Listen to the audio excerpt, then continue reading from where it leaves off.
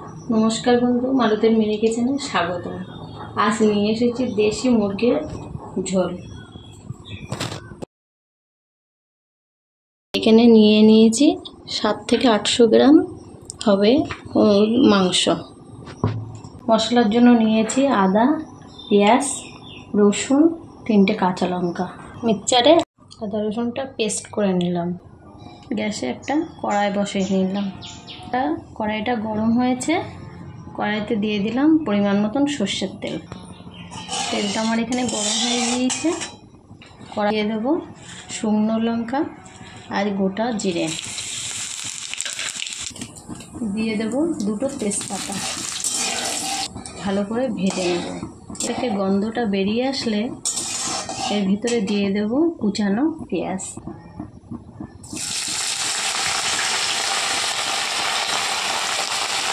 পেঁয়াজগুলো একটু, মশলাটা একটু ভাজা হয়ে এসেছে,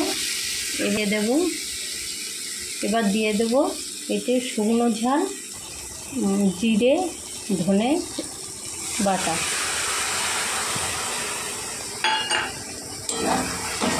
ভালো নাড়াচাড়া করে কষিয়ে নেব।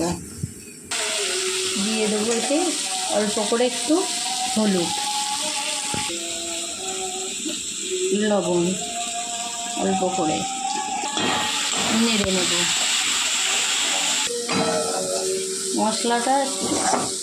মশলাটা কষা হয়ে গেছে।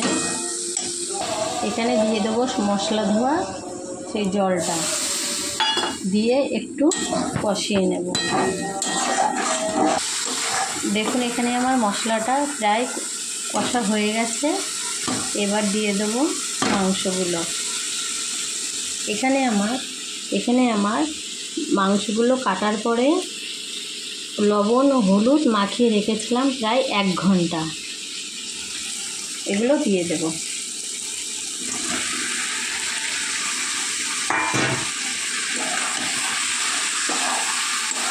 ভালো করে নেড়ে কষিয়ে নেব।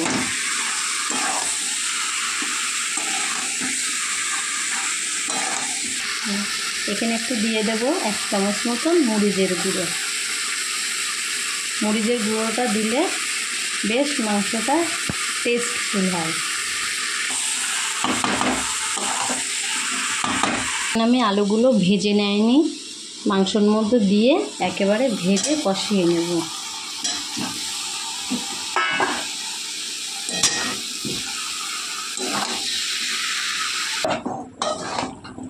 বেশ ভালো করে একটু কষিয়ে নিলাম।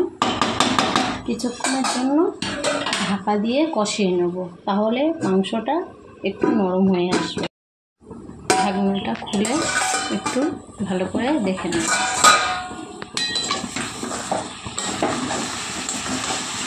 দেখুন এখানে প্রায় অনেকটাই মাংসটা বেশ কষা কষা মতন হয়ে এসেছে।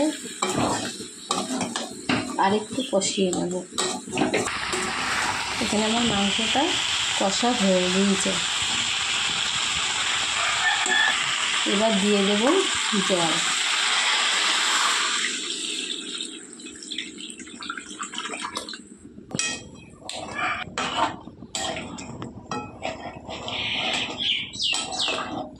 দেখুন এখানে মাংসের কালারটাও খুব সুন্দর এসছে।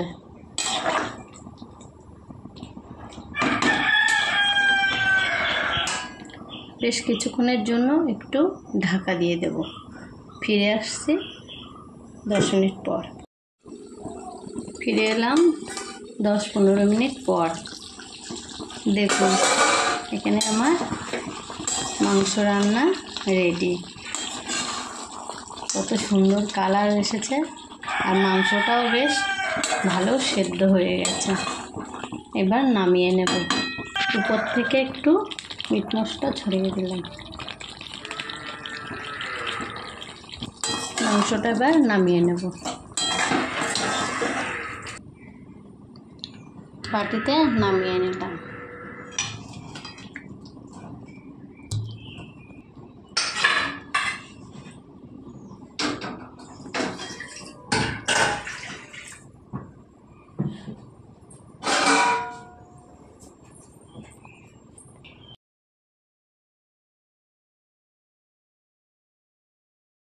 দেখুন বন্ধুরা, এখানে আমার দেশি মোরগের মাংস রেডি হয়ে গেছে।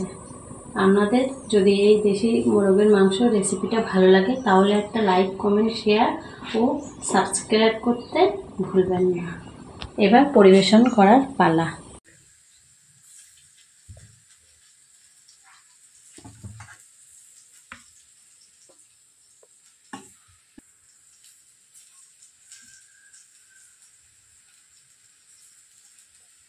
খেয়ে দেখ কেমন হয়েছে।